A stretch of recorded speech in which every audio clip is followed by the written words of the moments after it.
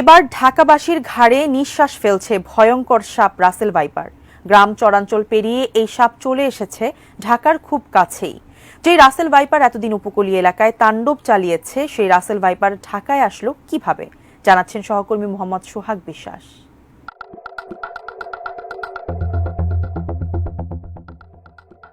রাজধানী ঢাকার কাছেই মানিকগঞ্জের কিছু এলাকায় গত ৩ মাসে বিষধর রাসেল ভাইপারের সাপের কামড়ে অন্তত ৫ জন মারা গেছেন।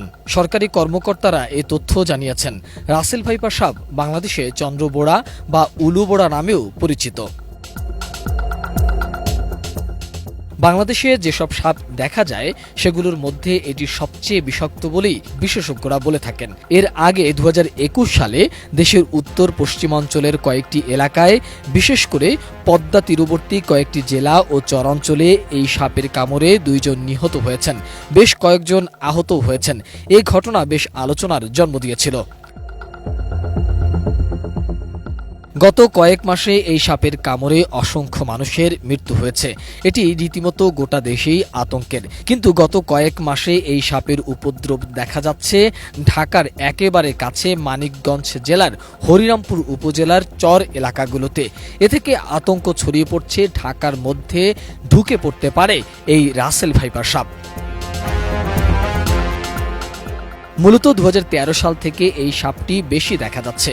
পদ্মার চরাঞ্চল থেকে শাখা ও উপনদী ধরে কচুরিপানার সাথে এগুলো পাশের এলাকাগুলোতে যাচ্ছে। মানিকগঞ্জের চরে এভাবেই সাপগুলো ভেসে এসেছে বলেও মনে করা হচ্ছে।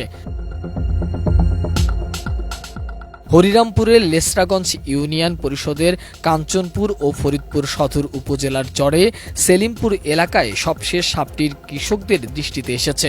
২০১৩ সাল থেকে ২০১৬ সাল পর্যন্ত বাংলাদেশের বিভিন্ন এলাকায় ২০টি রাসেল ভাইপার দংশনের ঘটনা বিশ্লেষণ করে এর একটি গবেষণা ফল ২০১৮ সালে প্রকাশিত হয় journal of the Asiatic society বাংলাদেশে।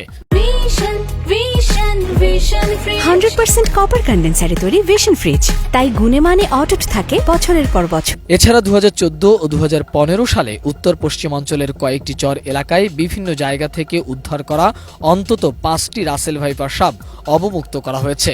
সে সময় এই গবেষণায় উঠে আসে যে বাংলাদেশের ৬৪টি জেলার মধ্যে ১৭টি জেলাতেই রাসেল ভাইপারের উপস্থিতি রয়েছে। এই গবেষণায় পাওয়া তথ্য অনুযায়ী উত্তর এবং উত্তর পশ্চিমাঞ্চলের জেলাগুলোতেই এই সাপের উপস্থিতি পাওয়া গিয়েছিল। তখন বলা হয়েছিল এই প্রজাতির সাপের সবচেয়ে বেশি উপস্থিতি ছিল রাজশাহী ও চাঁপাই নবাবগঞ্জ জেলায়। যদিও এই সাপের উপজাতিটি বাংলাদেশ থেকে বহু বছর আগে বিলুপ্ত হয়ে গিয়েছিল বলেই ধারণা করা হচ্ছিল, কিন্তু গত ১০ থেকে ১২ বছর আগ থেকে আবারও এই সাপের কামড়ের ঘটনাগুলো বারবার দেখা যাচ্ছে।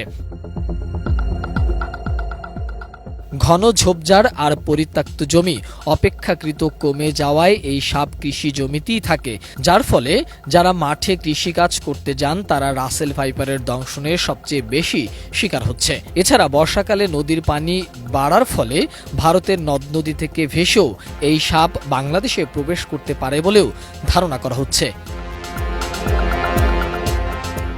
মোহাম্মদ সোহাগ বিশ্বাস, এটিএন নিউজ, ঢাকা।